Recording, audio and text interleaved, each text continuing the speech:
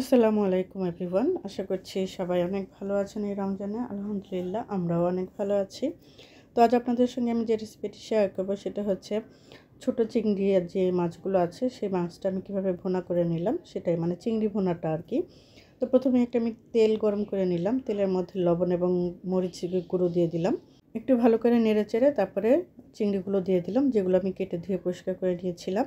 এখন চিংড়িগুলো দিয়ে খুব ভালোভাবে এই মরিচ এবং হলুদের মধ্যে লবণের মধ্যে খুব ভালোভাবে একটু ভেজে নেব। খুব বেশি ভালো ভাজা লাগবে না, জাস্ট চিংড়ির কালারটা চেঞ্জ হয়ে আসলেই আমরা এটাকে নামিয়ে ফেলবো। আমি এখানে সামান্য পরিমাণ হলুদও দিয়ে দিলাম।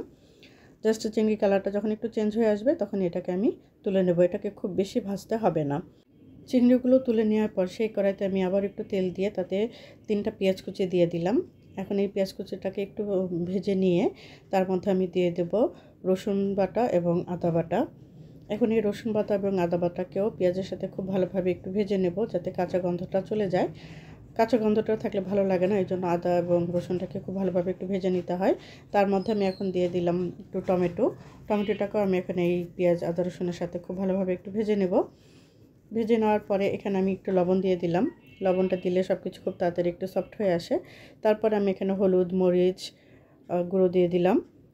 আর মরিচের গুঁড়োটা আমি একটু বেশি দিয়েছি, কারণ আমি আজকে যার জন্য এটা রান্না করছিলাম সে একটু ঝাল খেতে পছন্দ করে, তো ঝাল খেতে যাচ্ছিলো আর কি, এই জন্য একটু মরিচটা বেশি করে দিলাম। আর জিরার গুঁড়ো দিয়ে দিলাম, দিয়ে আমি একটু পানি দিয়ে এখন মশলাটাকে খুব ভালোভাবে একটু কষিয়ে নেব। মশলাটা যখন খুব ভালোভাবে কষানো হয়ে গেল তখন আমি এর মধ্যে ভেজে রাখা চিংড়ি মাছগুলো দিয়ে দিলাম। এখন এই চিংড়ি মাছগুলোকে মশলার সাথে খুব ভালোভাবে আমি একটু কষিয়ে নেব।